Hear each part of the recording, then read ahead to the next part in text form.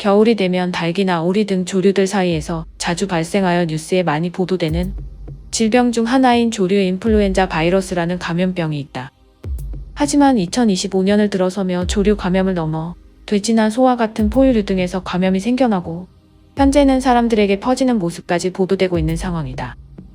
코로나 팬데믹 이후로 여러 전문가들은 같은 의견으로 다음 감염병에 대한 팬데믹을 준비해야 된다고 하는데, 현재 코로나19 이후로 팬데믹의 주인공으로 주목받고 있는 조류 인플루엔자에 대해 알려진 사실들을 한번 정리해보도록 하겠다.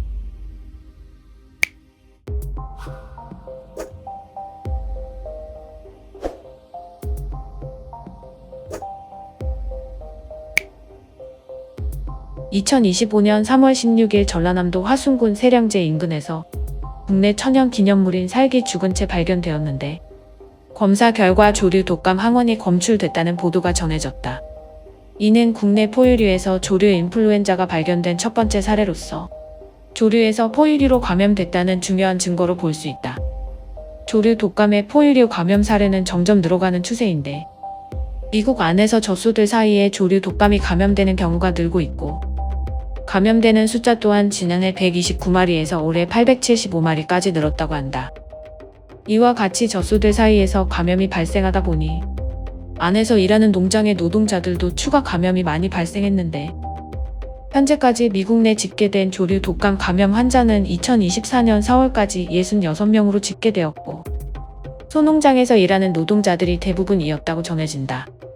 또한 영국 북동부 요크셔의 한 농장에서 정기 점검을 통해 조류 독감에 감염된 양이 발견돼 영국 내에서 예의주시 중인데, 암컷의 피와 젖에서 양성 반응이 나타났다고 한다. 이처럼 조류 인플루엔자 바이러스와 관련하여 미국 질병통제예방센터에선 다음과 같은 의견을 내놓고 있다.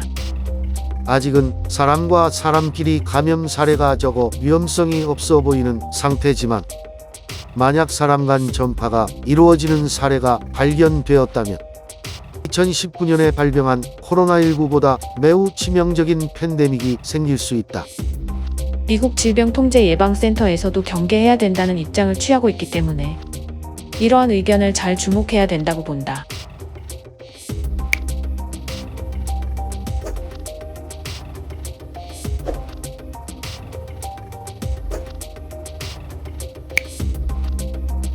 (20세기) 현대사에서 최악의 감염병으로 알려진 스페인 독감 H1N1 바이러스가 조류 독감 H5N1 바이러스 사이에 밀접한 연관 관계가 있는 것으로 연구되고 있는데, 스페인 독감의 경우 제1차 세계대전이 끝날 무렵에 발병해 그 당시 전 세계 인구 17억 명 중 감염자 수는 5억 명에 사망자는 최소 1,700만 명에서 최대 5천만 명까지 집계되었다. 이는 제1차 세계대전 전쟁 사망자 수인 900만 명 중 최소 2배에서 최대 5배까지 많은 수치이며 제1차 세계대전의 종전을 앞당긴 계기가 된 사건으로 평가되고 있다. 또한 스페인 독감은 한반도에서 1918년에 대유행한 적이 있는데, 당시 조선 총독부 자료 안에는 조선인 인구 1678만 명 중 무려 절반의 인구가 감염되었고, 이 중에 13만 명 정도가 사망한 것으로 조사되고 있다.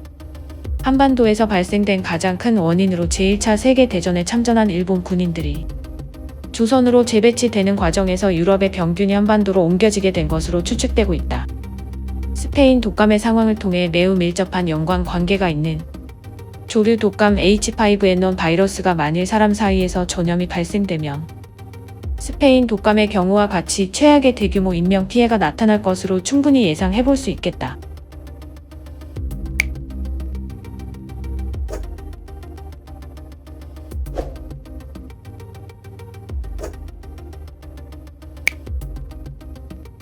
전문가들은 공통적으로 조류 독감의 대유행은 시간 문제에 불과하고 반드시 일어나게 될 것으로 전망하고 있다.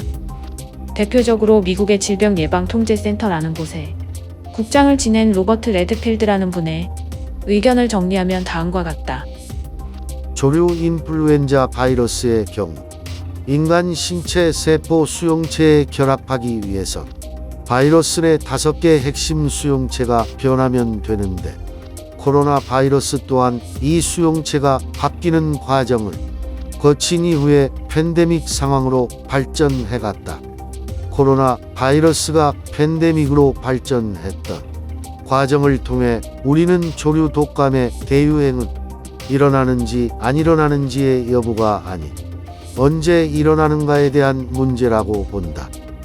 WHO도 조류 인플루엔자의 인간 감염에 대한 위험성에 대해 경고를 하고 있는데 제러미 파라 WHO 수석 과학자는 다음과 같은 의견을 남기기도 했다. 고병원성 조류 독감인 H5N1 바이러스가 만약 포유류 집단에서 감염이 이루어진다면 사람에게 감염될 수 있는 우려는 엄청 커지며 이를 계속해서 주시해야만 되는 상황이다. 그리고 현재 WHO는 2019년도에 발생한 코로나19 팬데믹에 이어 다음 팬데믹을 일으킬 강력 후보로 조류 독감 H5N1을 지목하고 있으며 이에 맞춰 백신 개발을 위한 프로젝트를 진행하고 있다고 공식적으로 발표했다.